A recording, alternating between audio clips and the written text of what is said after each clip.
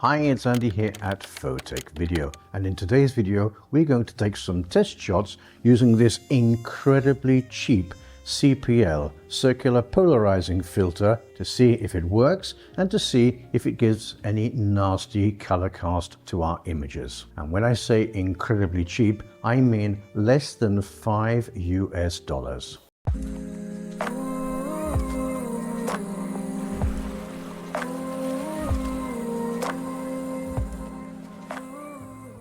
So, what does a CPL or a circular polarizing filter actually do? Well, it's similar to what your polarized sunglasses do. It can reduce the amount of glare, shine and reflection on surfaces like glass, metal and water in your images. And because it's a circular filter, you can control the amount of effect in the image. It can also enhance blue skies and give extra contrast to clouds. First of all, I must say that this video is not sponsored, and I paid for this $5 US CPL filter with my own money. So about a year ago, I ordered a couple of very cheap filters on AliExpress. One of them was a variable neutral density filter, and the other was this CPL circular polarizing filter. And as you can see now on the screen, it cost me just over €4, which is less than $5 US. When these filters arrived, I put them in the drawer and forgot all about them. But the other day I came across them in the drawer and I thought,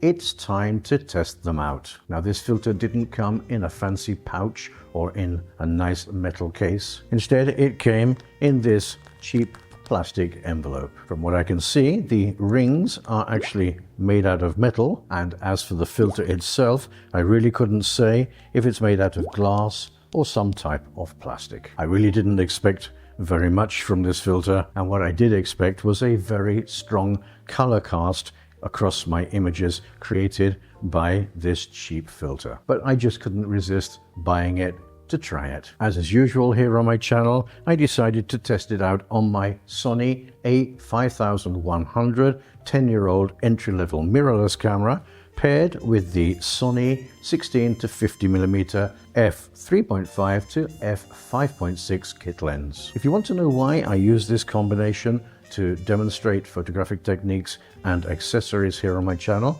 check out this video here, which explains all. So, can this cheap $5 US CPL filter create decent results? And does it add a horrible color cast across my image? Let's go outside and give it a test. Okay, so here we are then outside, and I'm armed with my Sony a5100 with the 16 to 50mm f3.5 to f5.6 kit lens, and on there I have a number of step-up rings which allow me to attach this KnightX CPL filter, which has a filter thread of 77mm. You may know that the Sony kit lens has a filter thread of 40.5mm, so I needed a number of step-up rings to get me there, but we're finally there. So I'm going to have a walk around and see if I can take some video and some still images using this enormously cheap CPL filter to see if I can reduce glare on windows and also on water, as well as enhance the sky. Today we have a very blue sky. I was hoping to have some fluffy Simpson type clouds, but unfortunately there aren't. But let's see if we can at least see how the filter enhances the blue in the sky and creates that contrast. And also let's see the type of color cast which this very cheap CPL filter gives us. Hopefully it's not going to be too much, and if it is, we're going to have to do something in post to correct it.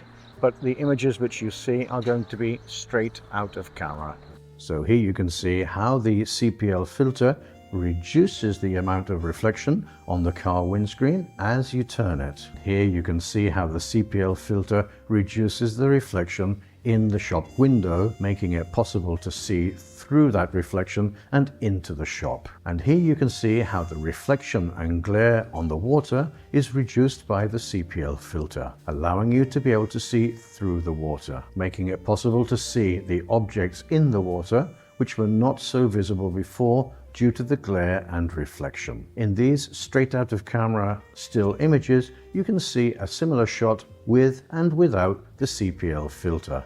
and how it affects the blue in the sky and the clouds. And as you can see in this image, there is a dramatic change in the sky, but the color of everything else remains pretty much the same. And again, in this still image, you can see how the CPL filter dramatically changes the sky and reduces the glare produced by the light-colored pavement and the sand in the image. So there you have it. Those were straight out of camera images created on my Sony a5100 using the kit lens and this $5 CPL circular polarizing filter. To be honest, I was incredibly surprised by the results. I really expected a heavy, intrusive color cast from such a cheap filter like this one. But you could see in the still image of the buildings and the sky that when I attached the CPL filter, the buildings and the grass remained more or less the same color, whereas the sky and the clouds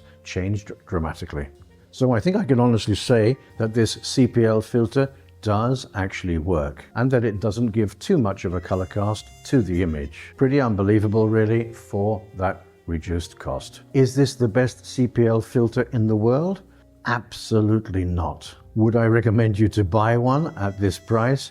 Absolutely yes. The results that this $5 KnightX CPL filter gives are definitely worth more than $5. And I would recommend it to anybody who is thinking about buying a CPL filter but doesn't know whether they will use it very often, whether it can be included in their type of photography, and don't want to spend a lot more money initially to see whether or not CPL filters are useful for them. And if they are, then maybe they consider investing in a higher quality one. I'd also recommend this CPL filter to anybody who already has a CPL filter, whether it's a cheap one or an expensive one, because you can take this CPL filter, throw it into your camera bag or push it into your pocket, and if it gets damaged, it doesn't really matter that much. It's great to have a backup filter like this. And my final recommendation, and this goes for CPL filters, variable neutral density filters, and any other filters which attach to the front of your lens, buy one which fits onto the filter thread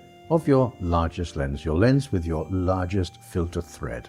And then buy a set of cheap step-up rings. And like that, you'll be able to use the same filter across all your different lenses. Having said that, this particular CPL filter is so cheap that it may even be cheaper than a set of step-up rings. So if you only have two lenses, you might be better off buying 2 copies of this CPL filter with the different filter sizes of those 2 lenses. And remember that the only way to improve your technique is to practice, practice, practice, experiment, experiment, experiment. Please leave any questions or comments which you may have in the comment section down below, and let us know if you use a CPL filter for photography and whether you're using a cheap one like this one or a more expensive one, and what your experience is with that particular filter. I always answer your comments and your questions, and I love interacting with you.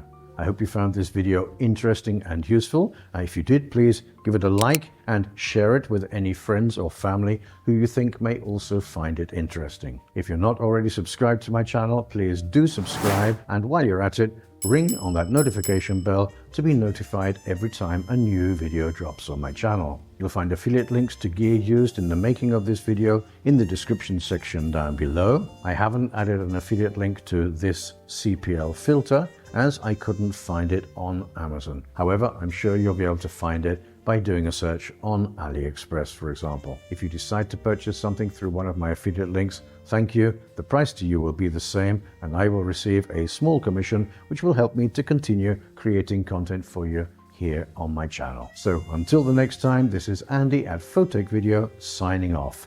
Take care and be safe.